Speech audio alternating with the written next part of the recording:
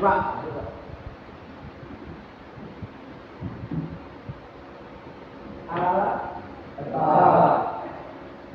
Aldi. Oke, hari ini kita melaksanakan kegiatan belajar mengajar dengan pembekalan makalah untuk pembahasan SMA kita. Setelah lulus dari SMK, kita mau mandiri, kita bisa pengelasan pembuka bengkel secara pribadi, mandiri, bisa wira swasta, bisa wira usaha di rumah masing-masing dan itu usaha masing-masing. Kemudian kalau kita memang akan ikut dalam kompetisi bekerja di perindustrian atau di dunia usaha, maka kita juga SMAW merupakan sebagai alat yang memang bisa digunakan dalam bekerja di pengelasan tersebut. Sebelum kita sampai ke sana, Bapak akan menanyakan untuk beberapa hal yang harus Bapak sampaikan. Artinya sebelum masuk lebih dalam pengelasan SMAW, maka kalian harus mengetahui apa itu SMAW. Ada yang tahu SMAW? Ya, silakan. Pengelasan yang menggunakan elektroda terbungkus. Ya, tuh. Ada lagi? Ada lagi? Tidak ada. Ada yang ditanyakan, kenapa kok harus elektrodanya yang terbungkus, bukan kabelnya yang terbungkus? Ada yang dia jawab? Tidak ada. Nah, dari situ SMAW merupakan pengelasan di mana elektroda tersebut memang harus terbungkus dengan plug yang dimana dalam pengelasan itu akan menjadi pendingin. Kalau FCAW itu kawannya terbuka, yang mana dia tidak menimbulkan terak seperti SMAW. Itu perbedaannya. Kemudian dalam melaksanakan pengelasan SMAW, maka kita harus memenuhi beberapa syarat. Yang pertama, peralatan K3LH. Apa yang dimaksud K3LH? Oh ya, silakan. Sehat, keselamatan sehat, keselamatan sehat, Keselamatan sehat, kerja. Ya, ada yang bisa sempurna lagi, menyempurnakan. Ya, silakan. Keselamatan, kesehatan, lingkungan hidup. Ada lagi, masih kurang. Ya. Keselamatan, kesehatan, kerja, dan lingkungan hidup. Ada lagi. Kesehatan, keselamatan kerja, ya, dan lingkungan kerja, ya. Paham? Apa itu K3LH? Kesehatan, keselamatan, ya. Dari beberapa hal tersebut, kita harus melaksanakan K3LH. Apa itu K3LH kalau dalam dunia sebagai alat safety? Contohnya alat safety yang digunakan dalam pengelasan, yang pertama kaca, sarung tangan. Apa fungsinya sarung tangan? Melindungi dada kita atau tubuh kita, ya. Dari percikan dalam kita. boleh. Ya, Febri silakan. Cara menggunakan ini apron, sarung tangan. Nah,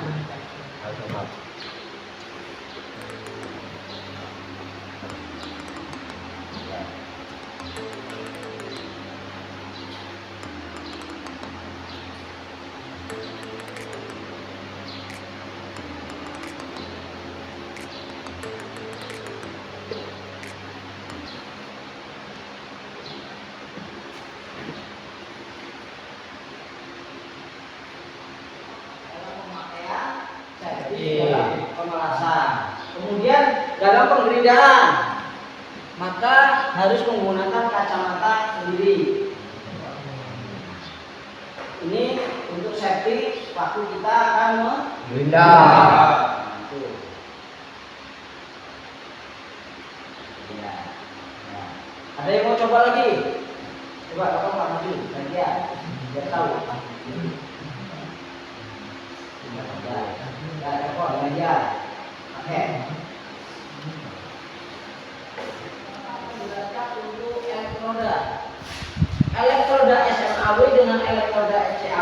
beda. Kalau elektroda SMAW ini, FCAW itu yang terbuka. Kenapa kok harus ada bukunya? Kalau kita terkupas itu tidak akan mengulas secara maksimal. Rata-rata pengulasannya terjadi apa? Oh, apa namanya? Ke lab. Karena tidak terbungkus. Nah, pendinginnya nggak pakai ini.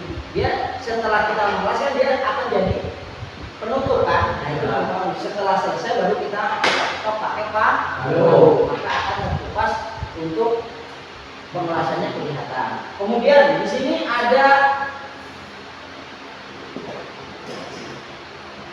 kawat elektroda yang mana di sini ada ukurannya. Kawat elektroda 3,2 60 130. Nah, ampere berapakah dalam pengelasan kawat elektroda 3,2? Silakan juga dilihat di sini salah satu. Silakan. Maju. Diperhatikan. 60 hingga 125. 60 hingga 125. Jadi dalam pengelasan menggunakan kawat elektroda 3,2 maka ampernya minimal 60 ampere. Dalam lampu ini akan hidup, ada terlihat lampunya. Nah ini pengaturnya sampai dengan 125. Ini kalau seandainya 60 tidak mampu berarti dinaikkan ke 70. 70 tidak mampu dinaikkan ke 80. Nah, kalau sudah bisa untuk mengulas 80 ya sudah, jangan terlalu tinggi. Karena kapasitas terapunya masing-masing. Di sini ada ducting system. Nah, di sini ada ukuran kekuatan terapunya. Ini ada ukuran 30 ampere. Ini 220 volt. Nah, ini sebelum kita melaksanakan pengelasan ini, kalau seandainya kita akan mengelas plat yang tebal ataupun tipis, kita perhatikan yang ini. Kemudian untuk kita mempersiapkan pengelasan, yang pertama kita harus mengetahui atau ada javitnya. Ini berfungsi untuk masak. Masa ini terpasang sesuai gambar. Di sini ada tulisan nih. Nah, ya, nih. Nah, ini dimasukkan, kemudian diputar sesuai arah jarum. Ya. Udah kencang, sudah. Alat yang akan kita las nanti dijepit ke benda ini. Kemudian kabel api atau penjepit elektroda. Ini dipasang sesuai dengan yang ada di trafo. Di sini ada tanda plus, ya. Sama, kita masukkan, putar seperti jarum jam. Nah, ini jangan sampai kendor. Kenapa kok tidak boleh kendor? Yang pertama, kalau nanti terjadi kendor, maka percikan api akan jatuh di sini. Yang sering terjadi kebakaran. Ataupun kabel yang ada di setang pengelasan ini kendor, maka setang ini akan panas. Maka kalian kalau pas mengelas kok ininya panas habis dipakai, berarti kabel atau baut yang di sini kendor. Ini harus dibuka, jangan dibiarkan. Nanti akan terjadi kerusakan. Jadi kita pasangkan, tek, kencang, baru kita nyalakan.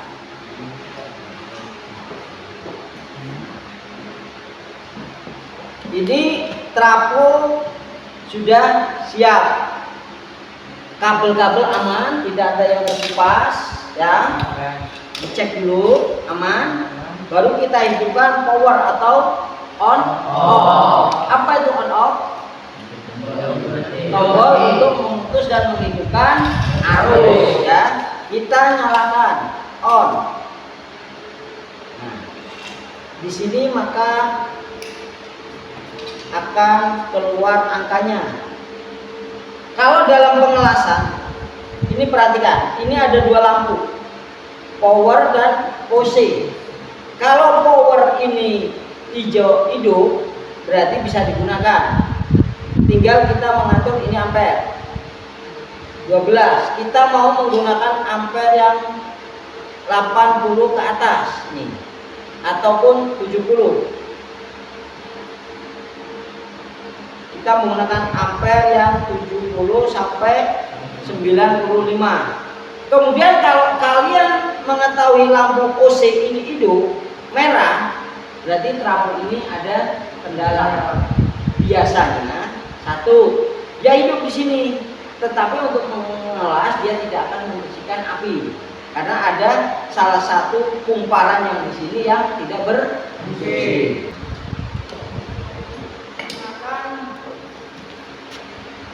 75 derajat ataupun 35 derajat, jangan 90 derajat. Kita akan kesusahan. Bisa, ada Pak tukang las itu yang ininya ditekuk. Bisa, ada posisi pengelasan dia harus diluruskan. Nah, dia harus bengkok, yang ini harus lurus. Bisa. Tapi kalau kita pengelasan maka posisinya yang bagus 75 derajat. Coba kita menggunakan ampere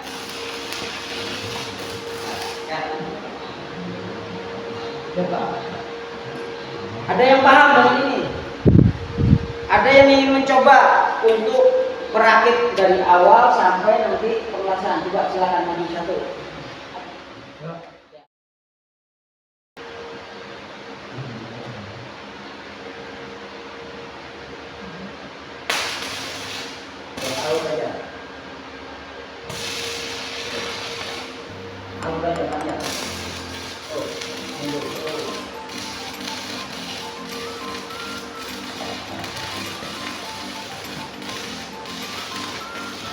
Oke, ada yang coba lagi enggak? Sudah cukup? Dari siku ini. Kalau kok harus menggunakan siku Pak dalam pengelasan untuk mengetahui sudut 90 derajat. Kenapa kita menggunakan 30 derajat? Kita tidak menggunakan siku, menggunakan busur. Kemudian yang Bapak tanya, dalam pengelasan itu menggunakan milimeter bukan sentimeter. Ini standar internasional. Kalau kita Indonesia menggunakan sentimeter, tapi kalau standar internasional itu menggunakan satu. Kalau 10 cm berapa mili? 10 cm berapa mili? Berarti paham. Kalau 2 cm berapa mili? Kalau 2,5 cm berarti berapa mili? 25 mili. Kemudian di sini ada siku. Agar kita dalam pengelasan itu bisa tegak lurus, membuat sesuatu yang memang harus tegak lurus. Contoh kaki meja, ini kita harus menggunakan siku. Meteran ini sama enggak? Milimeter atau sentimeternya dengan siku atau kita meja sama enggak? Kalau meteran ini sentimeternya berapa mili? 10. Sama kan? Kalau sama, maka kalau seandainya lebih dari 30 cm ataupun 5, kita menggunakan meter panjang sesuai yang kita butuhkan. Kalau memang hanya 3 meter, maka kita bisa menggunakan meteran yang 3 meter. Di sini 3 M tulisannya, itu 3 meter bukan 3 mili. Ya, karena kalau internasional ini pakainya mili. Kalau kita masih tetap biasanya menggunakan senti. Oke, selanjutnya untuk peralatan untuk finishing atau setelah kita mengelas, kita akan menggunakan penggerindahan. Yang ini cutting potong atau mata gerinda kotor. Ini mata kating untuk menghalus atau mata gerinda penghalus. Di sini pun ada ukurannya, nak. Di sini 15.300 min. Ini artinya putaran yang harus digunakan maksimal itu tidak boleh melebihi 15 putaran fpm. Artinya apa? Kalau seandainya ini kok sampai terjadi pecah, berarti putaran gerindanya itu melebihi aturan ini. Nah, di sini ada tertulis. Makanya kalau kalian mau menggerindra, dilihat dulu gerinda kecil gerinda. Oh ini, di sini ada ukurannya, putarannya pun sama. Ini harus disesuaikan. Ini harus di bawah putaran gerinda, jangan sampai di atasnya. Karena kalau ini lebih kencang, ininya tidak mempunyai persyaratan standar internasionalnya, maka akan terjadi pecah. Contoh,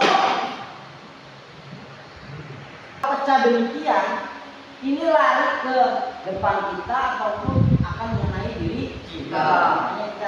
Kemudian ada lagi yang lepas ininya, lemahnya, karena dia dipaksa, putarannya kencang, ininya kejepit, mesinnya tidak berhenti, maka dia akan terputus. Ini yang sering, ini lari sendiri, tapi ininya tertinggal di dudukan gerinda. Nah, cukup. Ya.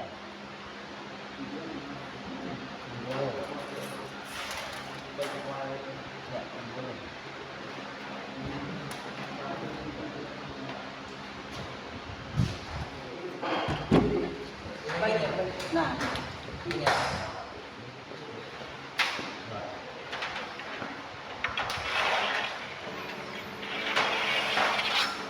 Kelihatan nggak?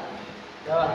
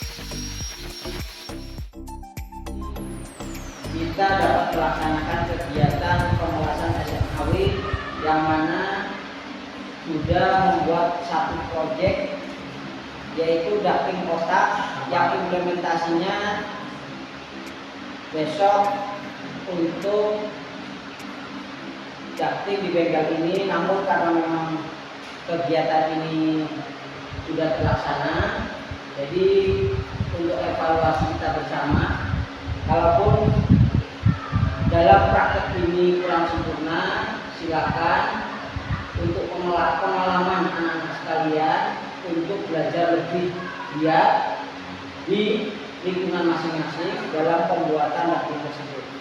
Kemudian apabila dalam pengelasan kok kurang pas, Bapak beri kesempatan untuk bertanya di kegiatan-kegiatan yang lain ataupun setelah acara ini selesai.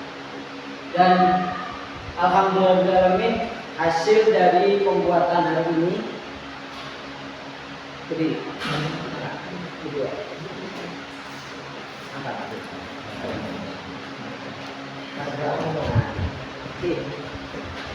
Ini harusnya terpasang posisinya gini.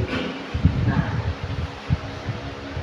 ini di sini ada sambungan panjang posisi sesuai dengan bangunan kita.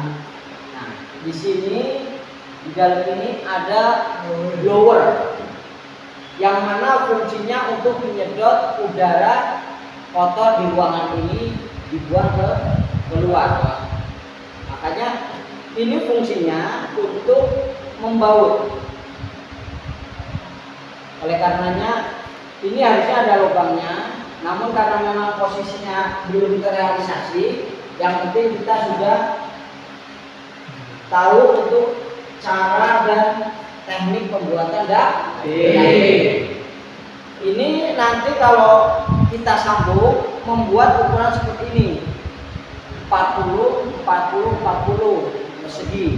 Nah, panjangnya. Kemudian posisi di bawah lagi ada posisi untuk turun ke giling-giling. Jelas ya? Gagal.